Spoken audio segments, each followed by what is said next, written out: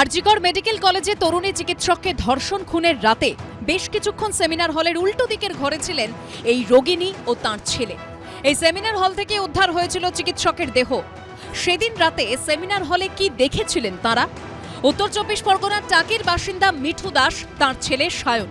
তিনি আরজিকর হাসপাতালের নিরাপত্তারক্ষী। তাঁদের বক্তব্য, ওই রাতে তাঁরা দেখেছিলেন সেমিনার হলের দরজা ভেজানো ছিল। ইতিমধ্যেই মা ছেলেকে জিজ্ঞাসাবাদও করেছে সিবিআই। মিঠু দাস স্লিপ অ্যাপনিয়ার রোগী। ৮ই আগস্ট একটি পরীক্ষার জন্য তারা আসেন আরজিকর মেডিকেল কলেজে। সেমিনার হলের ঠিক উল্টো দিকে স্লিপ স্টাডি রুম।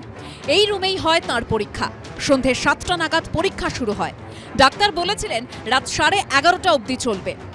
11:30 নাগাদ নিয়ে যাওয়ার পরে যে ডক্টর অর্ক স্যার উনি পরীক্ষাটা করবে, ওনাকে ফোন করলাম। উনি আবার জিজ্ঞাসা করলেন যে হ্যাঁ পেশেন্ট কী করছে, পেশেন্ট কি এখনও ঘুমাচ্ছে? হ্যাঁ পেশেন্ট এখনও ঘুমাচ্ছে। বললো তাহলে ঠিক আছে, আর আধা ঘন্টা মতো হোক, তারপরে আমি গিয়ে খুলে দিচ্ছি। 12:30 নাগাদ আমি ফোন করেছি, তখন উনি ফোন তোলেননি। তার পরেক্ষণে উনি চলে আসেন। মাকে বেডে দিয়ে আমি চলে আসি। সেমিনার রুমের দরজা কি তখন খোলা ছিল না? দরজা ভেজানো ছিল। সেমিনার হলের সামনে থেকে চেস্ট মেডিসিনের ফিমেল ওয়ার্ডে আসতে হলে মাঝে রয়েছে নার্সিং স্টেশন। ওই রাতে সেখানে দুজন নার্স ছিলেন বলে দাবি রোগিনীর।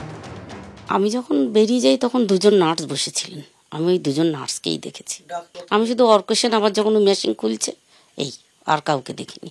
মা ছেলের দাবি, ওই রাতে চেস্ট মেডিসিনের ফিমেল ওয়ার্ডে 9 রোগী ছিলেন। তাঁরা সকলেই ঘুমোচ্ছিলেন, তবে 2-3 জন রোগীর পরিবারের লোকজন জেগেছিলেন। এরপর অক্সিজেন প্ল্যান্টে নিজের ডিউটিতে চলে যান সায়ন। সকালে চিকিৎসককে ধর্ষণ খুনের বিষয়টি জানতে পারেন। আমি সকাল 8টা নাগাদ, 7:30-8টা নাগাদ মার কাছে যাই চা নিয়ে। প্রথম খবর এটাই আছে যে সুইসাইড, একজন ডক্টর সুইসাইড করেছে। মাকে ফোন করলাম, মাকে জিজ্ঞাসা করলাম যে মা এরকম চেস্ট ওয়ার্ডে এরকম শুনলাম, তুমি কি কিছু শুনতে পেয়েছো? মা তখন বলছে না তো, আমি কিছু জানতে পারিনি তো। তারপরে খানিকক্ষণ পরে ফোন করেছিলেন, ফোন করে বলছেন যে এরকম আমি শুনলাম এরকম সুইসাইড হয়েছে নাকি। ওইখানে গিয়ে দেখি যে মোটামুটি ভালোই ভিড়ভাট্টা হয়ে গিয়েছে। পুলিশ টোটাল ওখানটায় বাইরেটায় দাঁড়িয়ে আছে।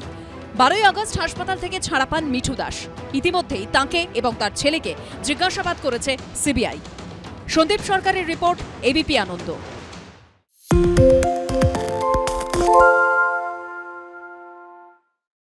সত্য অন্তহীন, সত্যের খোঁজও তাই, সত্য সন্ধানে তাই আমরা অক্লান্ত, অকুতভয়। এবিপি আনন্দ নতুন ভাবনার প্রতীক, যা মনে মুক্ত, তথ্যে যুক্ত এবং যাবতীয় সীমানার বাঁধন থেকে মুক্ত। সীমা না শব্দটির মধ্যে লুকিয়ে আছে মানা শব্দটি, যেন চোখ রাঙানি এক অদৃশ্য বেড়াজাল, যা আটকে রাখে আমাদের এক ছোট্ট গণ্ডির মধ্যে। একমাত্র সঠিক খবরই গড়ে তুলবে এক মুক্ত সমাজ। সেই জগৎ গড়ার লক্ষ্যে কোনো সীমানার ঠুকুটি আমরা মানব না।